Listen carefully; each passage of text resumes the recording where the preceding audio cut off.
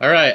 On the 80/20 of growth, we have next Nadya. Nadya is the director of marketing at Venngage and creator of thisisnadya.com. You may have also seen Nadya on Forbes, Entrepreneur, Business.com, and the Next Web as a contributor there. Nadya, thank you so much for joining us today. Yeah, no problem. Thanks for having me on. So how did you first begin into the world of internet marketing? It's actually a funny story. I had no background in marketing whatsoever. I actually have a background in theater, specifically devised theater, which is like a very experimental, avant-garde, like hipster type of theater program. And then after graduating that program, I started panicking and wondering what I would have to do to make money, considering I had a theater degree and nobody is really hiring for any positions that require that. I wasn't really good at acting or interested in it at all. I was more into the directing aspect of theater and creating something from the ground up, and just like growing an audience, connecting with an audience, that kind of thing. So I always had an interest in digital media and technology as well, which is what led me to my master's in digital media. And then I started looking at the intersection between live performance and technology. And I actually did my thesis on immersive and interactive performance. And I really just became interested in how audiences respond to different types of mediums of performance, whether it's online or in person. And I started looking into YouTube specifically. And then I started applying for positions in digital marketing. I applied at Venngage. I did not get a call back for 4 months. And then I think Eugene eventually remembered that my application was there and gave me a chance. So I really just lucked out, I think. Awesome. So this is a little bit different than what we had initially planned on talking about. Tell us a little bit, what did you learn from your master's thesis in regards to connecting with different people that have helped you in your role at Venngage? Right. So, I mean, the way my master's program was set up was it was one part design, one part entrepreneurship, and one part coding and tech. So we had like different kinds of classes. We had UX classes. I think that's a class that I started paying more attention to how audiences react, just user journeys, that kind of thing, and workflows. And then what I had learned from theater and creating a story, I kind of integrated those two worlds together. But I just started doing a lot of research and reading into participation culture and what that means. And like YouTube, I mean, we as marketers, pretty much everything we do is participation culture. That's just a really academic term for it that I don't use anymore. But that's just kind of what made me make the connection that, oh, this is actually very similar to marketing. And then I started, for the rest of my thesis, I kind of like connected where digital marketing fit into our, to like performance, I guess. And that's great. I mean, it didn't make me a great marketer. The first 3 months at Venngage, I sucked a lot. So. Yeah, and I think there's a lot of things that we definitely just learn as we go. And so as you've now been working with Venngage for quite some time now, one of the things that you guys do obviously is infographics. Venngage is, for those who don't know, is an infographic creation tool. So what are some of the things that you found to work really effectively when doing infographics as a marketing tool? Right, so like I mentioned, when I first started, I didn't really know what I was doing. So a lot of the, I guess, the growth hacking methods were just random tests, making a hypothesis and just trying to figure out whether or not it would work. One of those tests was creating infographics for other people using guestographics. And typically this isn't an easy thing to do because making an infographic requires you to go and hire a designer and put together the layout, the outline of the infographic.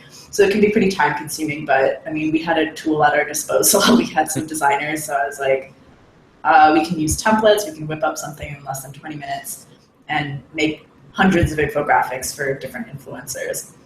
So part of infographic marketing and visual marketing is just really understanding basic SEO. And what I mean by that is finding influencers in the space that have written about topics in your industry or in your niche So one example I can use is, let's say you're in the pet health industry. You would take a look at different influencers who blog about pet health, and then let's say you create an infographic about dog health specifically, or dog tooth health, and you can reach out to all those influencers who blog generically about pet health and offer them that infographic. And that's just something that we started doing. So we started either creating custom infographics for people or finding people that blogged about a similar topic and then giving them an infographic we thought might be interested to their audiences. And that actually worked out really well to build up a bunch of links and help our SEO, so that we got a lot more organic traffic that way. Awesome. So tell us a little bit maybe about the process that you used for Venngage. What did you guys do to start figuring out what were some of those influencers who are in your space? How did you then reach out to them to start getting them to feature your infographic? And then how did you start scaling that once you found that success? Great. So like I said, I had no knowledge of anyone, didn't have any connections. So I just started reading a lot of marketing blogs. I joined Inbound.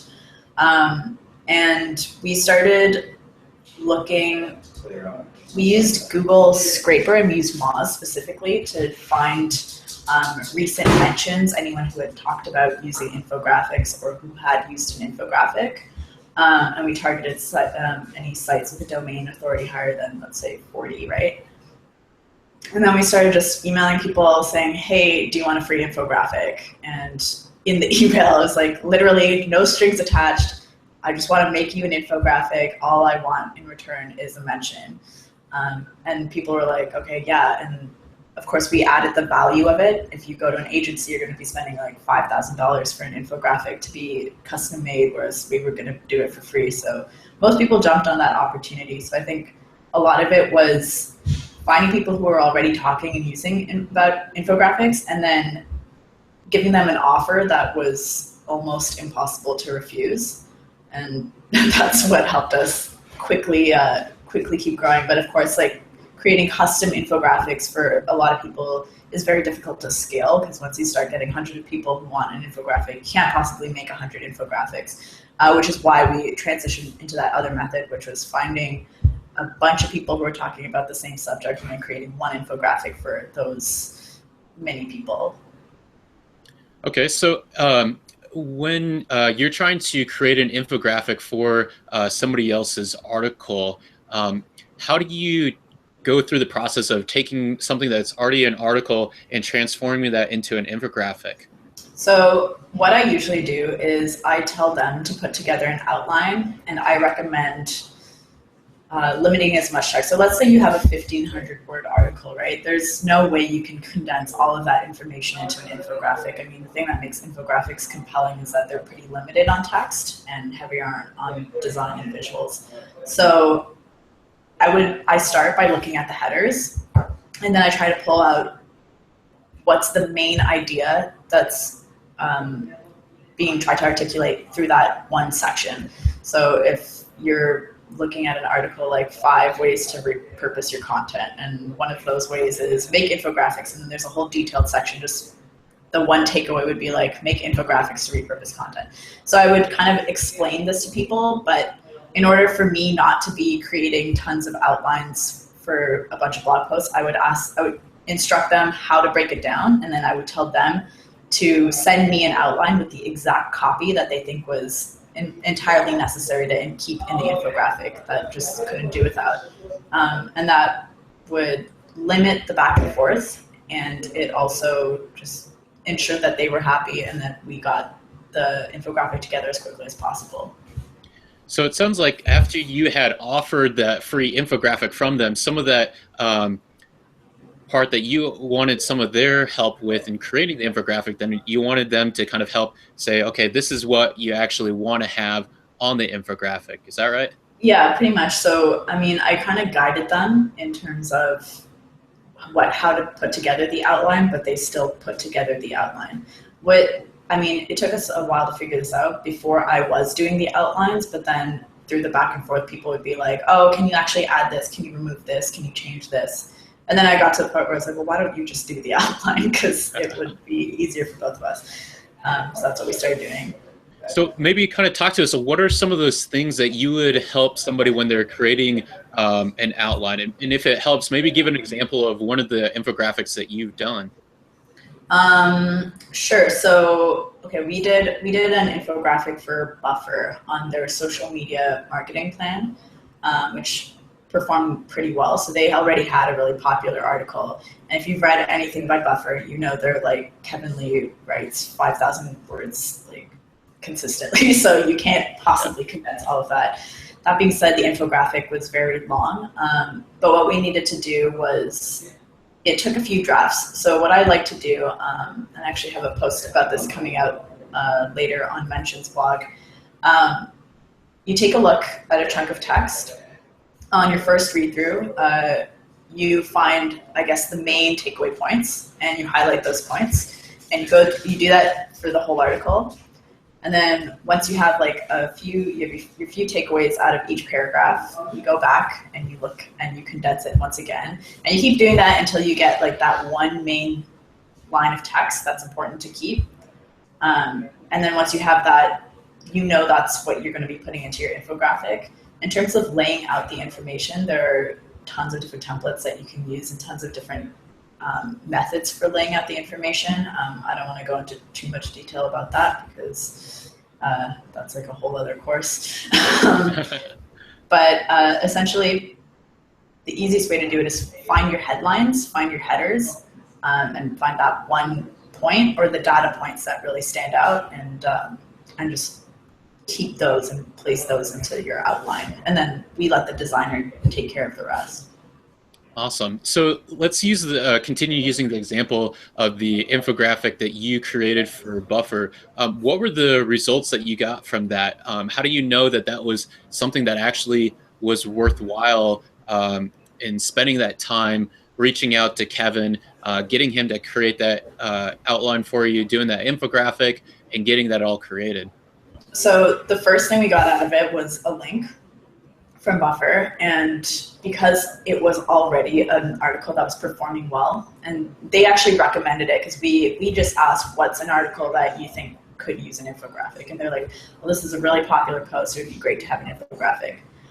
Because it was already performing well and they were equally excited about the infographic, they actually helped promote it a bit, and that article was already ranking very high on Google. So tons of people were consistently coming into that post, and then later they would see our infographic, and it ended up resulting in a lot of referral traffic for us.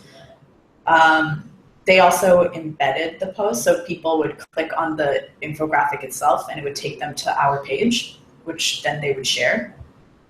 And as a result, like, we got a ton of signups from Buffer because all they did really was say, hey, this infographic was made with Venngage, which is an infographic tool. So people in social media were like, oh, great, like I could use a tool like that. So I think most of it was just hijacking their audience and their domain authority. And then because that worked, we started doing a lot of bigger partnerships. So we did a few things with HubSpot, and then we started reaching out to, I guess, a few more niche marketing blogs because we found that the marketing space was working really well for us. And we ended up now about 25% of our audience is marketers. So we're trying to like branch out and do the same type of thing with different verticals as well. That makes sense. So it sounds like one of the biggest things that really helped was the fact that you already were repurposing different infographics that are already getting that organic traffic. So that way, when the infographic was created on a former older article, it was redone and then shared with their community. Yeah, that's right. So, I mean, it works the same in SEO, right? You find content that ranks really well, you try to write something better, but if you could just be in that article that's already ranking higher, why wouldn't you do that and take advantage of the referral traffic? So that's essentially what we did. We just took advantage of what other people were already ranking for. Awesome. So when you mentioned that you had people going back to the Venngage site, did you guys host then the infographic or to be able to take that infographic and share it other places, or did you essentially host it on to Buffer for them to get links for future. If somebody wanted to use that like snippet of code to share it on their website. Right. So for Buffer specifically, they embedded the infographic that was hosted on our site because they wanted to be slightly interactive. So the thing is, with the live embeds, you can have links, you can have animated charts. The infographic just like looks a bit cooler. You can also integrate polls and Google Forms and that kind of thing into your infographic. So I think they wanted to keep that aspect of it. So they embedded the live form, which as a result sent us, like, we could see how many views that infographic was getting because it acted as referral traffic. But just from click-throughs of people actually trying to pin the article and share it, they had to come to our site, to the live page, and then click the share button that way, right? So people were sharing our website more so than the Buffer article. And then, but I mean, we do it both ways. So sometimes people want an infographic that they can pin to Pinterest. So we'll create a custom embed code, and then we'll have that embed code at the bottom. So the image is still, it's either hosted on our site if they want us to create the embed code, or they can host it, but we always ensure that there's that made on Venngage link at the bottom. And that's usually just part of the negotiation. When we create the infographic for them, we just say, all we need from you is to keep linking to. Which, I mean, considering the value of what you're providing them with, an infographic, which, you mentioned could cost, a couple $1,000s. I mean, that's, putting that simple link in the text is a drop in the bucket for them. And most sites do it anyway, right? They source where the content was made. So yeah, it was a very simple ask, and most people were like, yeah, of course I'll do that, no problem. So what are some of the biggest wastes of time for you guys when you guys were doing infographic marketing? This method specifically, the creating infographics for people, the biggest waste of time was the back and forth, like I mentioned before, of us creating it and then them wanting tons of changes, even if the site itself wasn't a really high domain authority. Like the one for Buffer, the one for HubSpot, we were more willing to put in the work because we knew we could use their audience to our advantage, and they were willing to help us. But some other sites like Joe's Sandwich Shop or whatever that wanted an infographic and had all these demands, that was kind of a waste of time because I knew most of what I would be getting from them is a link and not so much any type of traffic or any type of direct traffic, which is why we pivoted and we started just asking people to send us the outline. Or some people would just not use the infographic altogether, which would be frustrating because our team put in enough work into it and then they would just kind of neglect it or be like, oh, actually, I don't want it. There was one marketer in particular who was like, yes, I want the infographic. And we sent it to him and then he just ignored us. And then I asked why he didn't want it. He's like, oh, the design did not fit with my theme. And I was thinking, like, you could have just told me that and then we could have fixed it for you. But that kind of thing, Gotcha. People neglecting us. Yeah, so I mean, even just like every other marketing tactic, there's going to be times when, even though you found a lot of repeatable success, there's still going to be different things that come up that make it so that you're not able to always make it a success every single time. Yeah. No, definitely. So this is why we had to like try different experiments and figure out different things that would work. So I think at this point the infographic creation that we do for people, we still do it. Like we still do the guestographics, but like I mentioned, we'll do like one type of infographic and pitch that idea to a bunch of people instead. So the way I'll format my email will be like, I noticed you blog about X subject. Would you want a free custom infographic? Still use the same dialogue, but then instead I'll say, here's a recommended, this is an idea I thought would be a good fit for your blog. And most of the time people take you up on that offer. And then every now and then someone's like, actually, could you do it on this topic instead? Which is still not a big deal for us because most people accepted the first offer. Right. And then that way you're spending less time creating all these custom infographics for all those different people. And you've now been able to scale things a little easier for them. Yeah, exactly. Awesome. So, as you guys have been doing this, obviously, you've been using Venngage to be able to create the different infographics. What is the advantage of using a tool such as Venngage compared to using, say, like a designer and just custom created, or some of the other process of creating an infographic? So one of the primary things, and this is an actual issue that we've been having. So one of our designers recently that used to do a lot of the guest graphics, he actually had an injury, so he's going to be out for the next month. So the marketing team's kind of like in the panic because we're like, how are we going to create all these infographics that we have promised for people? So we've started creating the infographics ourselves, right? Which seems like only natural because we work at an infographic tool, but like a lot of people get nervous using a tool because they don't think they have the right design skills. And as a company who prides ourselves on creating good designs, we need to make the best infographics possible, right? So now the marketing team is creating the infographics, and of course we realize that the templates are so easy to use. But what the best part is when people want changes, unlike using Illustrator, where if you make a change, you've already exported the document, right? You have to go back, you have to make that like tiny tweak. The designer usually has to do it, then they have to re-export it, and then you have to go and preview it again. And if there's something else that needs to be changed, you have to do the whole process over and over again. With a tool like with Venngage, I can usually send somebody a preview link and just say, how does this look? And they'll be like, oh, can you change this? Can you change this? And it takes me 2 seconds to just go back into the tool. And I don't even need to send them another link because it's a live preview. So it's easy for them to see that quick change. And then only once it's finalized will I export it and actually send it to them. So I think it's a huge time saver. And I don't even know how to use Illustrator, but anything I've made on Photoshop has taken me 3 to 4 hours, whereas I can probably produce the same thing on Venngage in a matter of 20 minutes, 30 That's minutes great. tops. Yeah. Yeah, and I mean, I know when you guys ended up helping me create an infographic for Sumo Me, one of the things that was a small oversight that I ended up having was I ended up listing one of the influencers, Lee Odin, and his name was accidentally spelled wrong, and I totally missed that when I was editing and reviewing everything, and just show the power of the tool. You guys, while the article, and this was a guest post, so it was already done.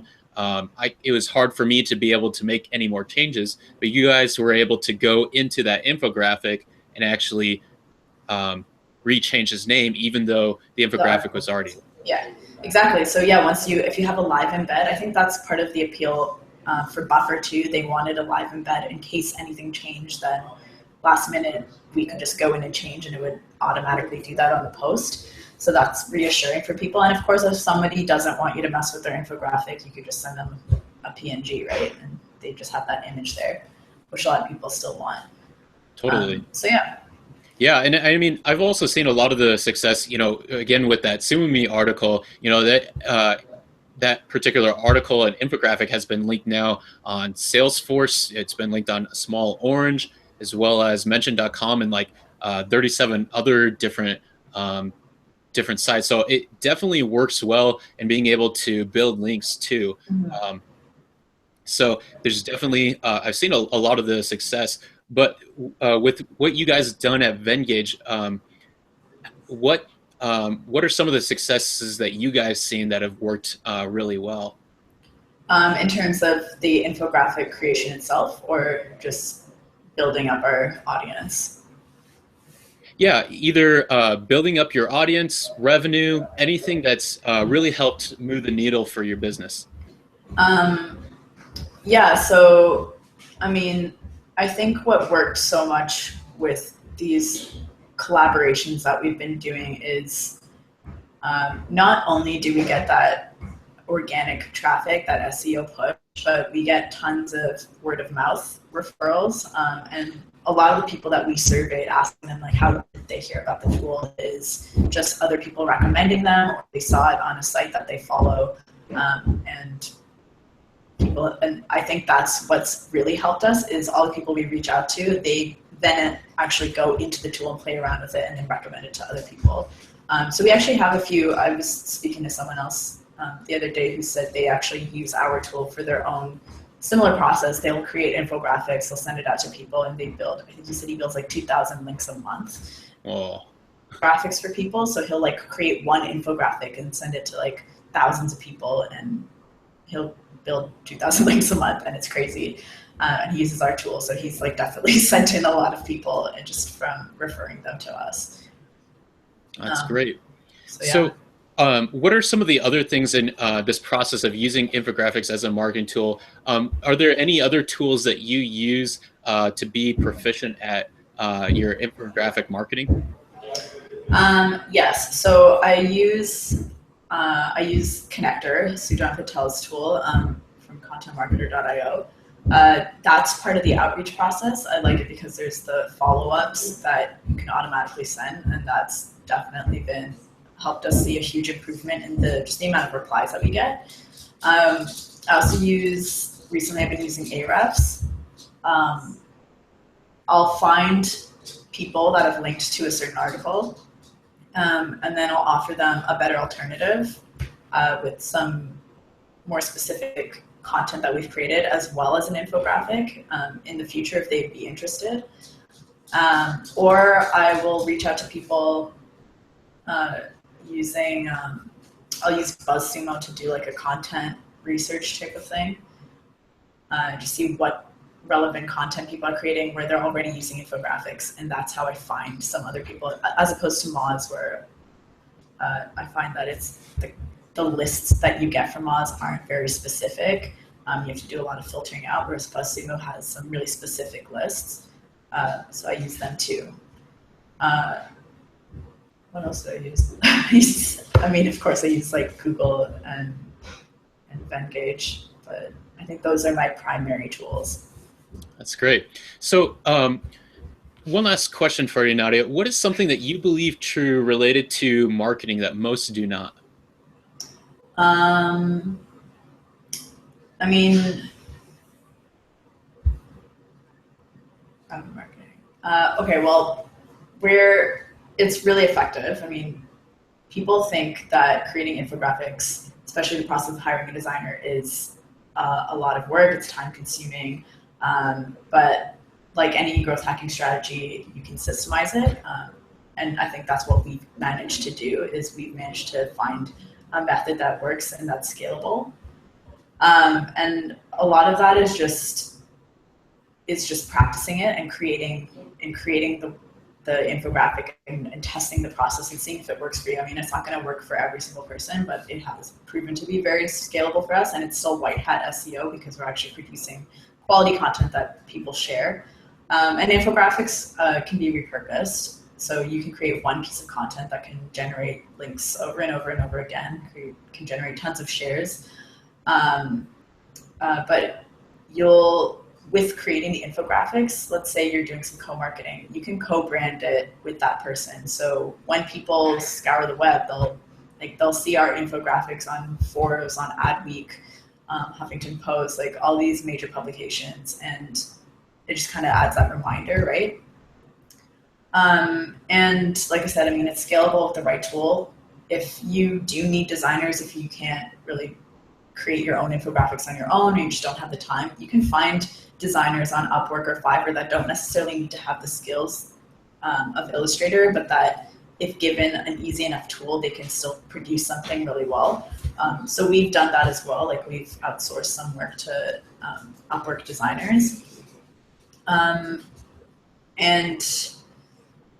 mean, like I said, an infographic tool is just an easier interface to work with, and there's lots of templates to use. So we do live in a world of visual, like we place a heavy emphasis on aesthetics, right? I mean, if you look at Apple and Apple design, like, they've re-envisioned the way we look at technology and we work with things. Now it's not so much about functionality, but what does it look like? Is it cool to do business with something? So I think by using visual content in your marketing, you're positioning yourself as like that cool aesthetic company that I guess millennials want to work with. Everyone's trying to reach out to millennials these days.